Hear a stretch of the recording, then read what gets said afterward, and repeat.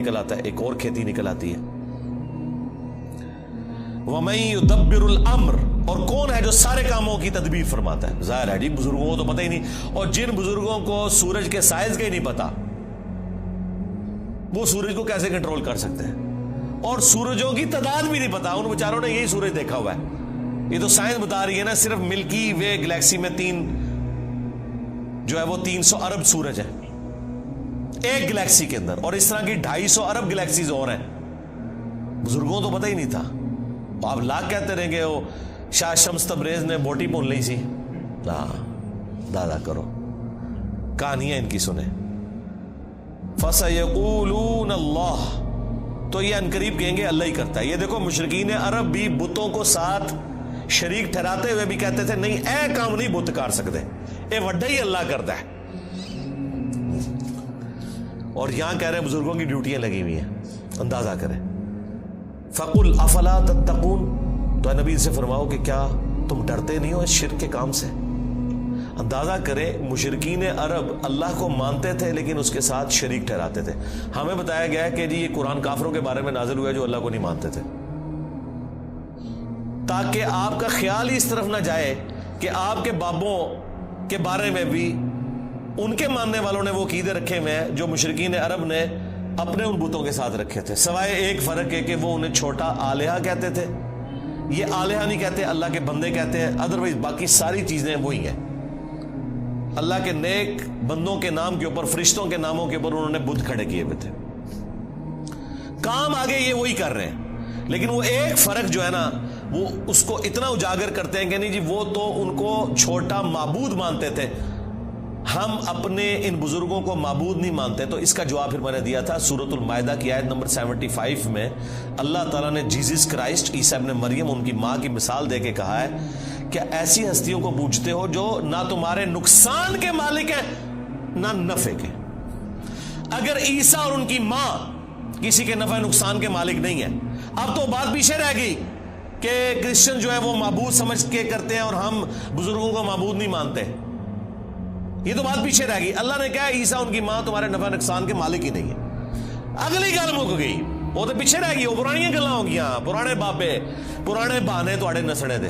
اگلی گل پڑھو، عیسیٰ اور ان کی ماں تمہارے نفع نقصان کے مالک نہیں ہے. اس پہ میں نے کہا تھا کہ اگر عیسیٰ ابن مریم تمہارے نفع نقصان کے مالک نہیں تو تواڈے بابے تے شاہی کوئی نہیں، عیسیٰ کے جیسا ہے ہی کوئی نہیں، عبد القادر جیلانی تے شاہی کوئی نہیں، ہاں مریم کے جیسا ہے ہی کوئی نہیں، رابعہ بصریہ تے شاہی کوئی نہیں.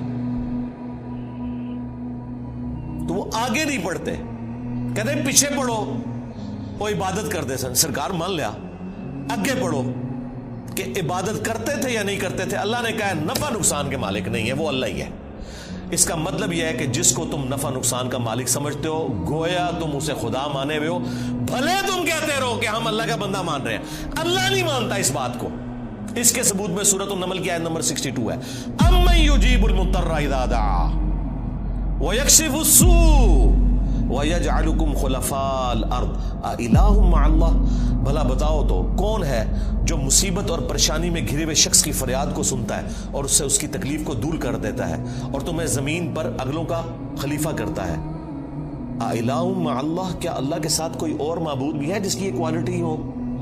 قَلِيلًا مَّا تَذَكَّرُونَ، بہت ہی کم نصیحت حاصل کرتے ہیں. اس آیت میں سورۃ النمل کی آیت نمبر 62 پارہ نمبر 20 کے پہلے صفحے پہ اللہ تعالیٰ نے واضح کہہ دیا کہ جس کے بارے میں تمہارا یہ عقیدہ ہے نا کہ تمہیں مصیبت اور پریشانی میں تمہاری تکلیف دور کر سکتا ہے، دعا میں تم اسے پکارو گویا تم نے اسے خدا مان لیا.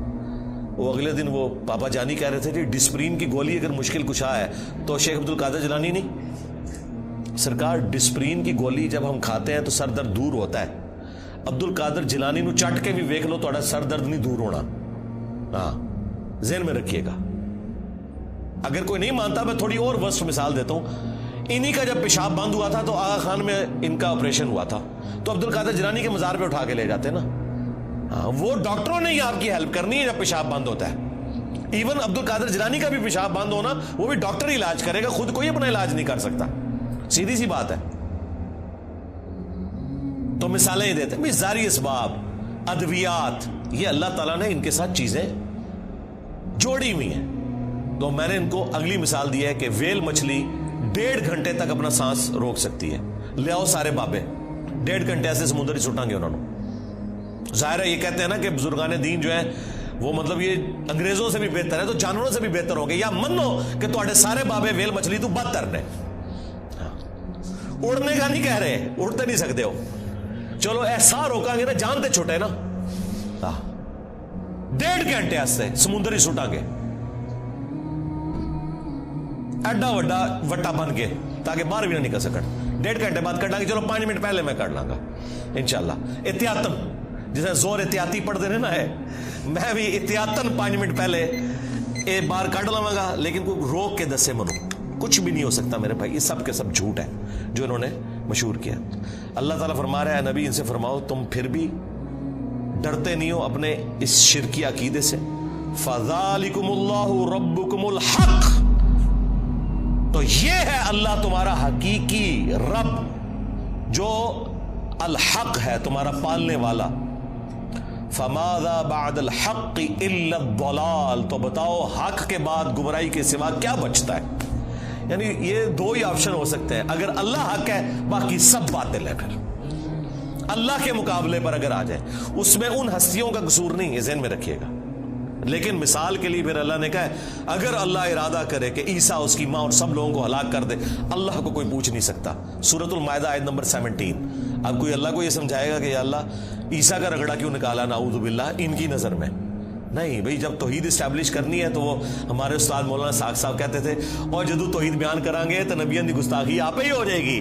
یہ ہو نہیں سکتا کہ ایسی توحید بیان کریے اور گستاخی نہ ہوئے, کیونکہ گستاخی آپ کہہ رہے ہیں, وہ گستاخی ہے نہیں ہے. نبی نہیں سے گستاخی مانیں گے. اللہ تعالیٰ نے سورہ نساء میں فرمایا عیسیٰ ابن مریم کبھی یہ اور محسوس نہیں کریں گے اور نہ کوئی مقرب فرشتہ کہ اسے اللہ کا بندہ کہا جائے. اور پھر اللہ نے کنکلوڈ کیا ہے کہ اگر کوئی فرشتہ یا کوئی پیغمبر اس چیز سے شرمندگی محسوس کرے کہ وہ بندہ ہے ہمارا, ہم قیامت کا دن بلا لیں گے, پھینکیں گے جہنم کے اندر سمجھانے کے لیے.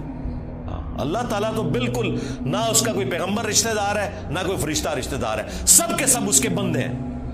ہاں اللہ اکبر. فَأَنَّا تُصْرَفُونَ, تو پھر کہاں رخ موڑ کے پھرے جا رہے ہو. كَذَلِكَ حَقَّتْ كَلِمَةُ رَبِّكَ عَلَى الَّذِينَ فَسَقُوا أَنَّهُمْ لَا يُؤْمِنُونَ, بالکل اس طریقے سے ثابت ہو چکی ہے تمہارے رب کی بات ان لوگوں کے اوپر جو سرکشی کے اوپر اترے ہوئے ہیں کہ وہ کبھی بھی ایمان نہیں لے کر آئیں گے. یعنی اللہ نے ان پہ مہر لگائی ہے بسبب اس کے کہ حق سامنے آنے کے باوجود انہوں نے حق ماننے سے انکار کیا. اللهم من احييته منا فاحيه على الاسلام ومن توفيته منا فتوفه على الايمان. سبحانك اللهم وبحمدك اشهد ان لا اله الا انت استغفرك واتوب اليك وما علينا الا البلاغ المبين. جزاكم الله خيرا.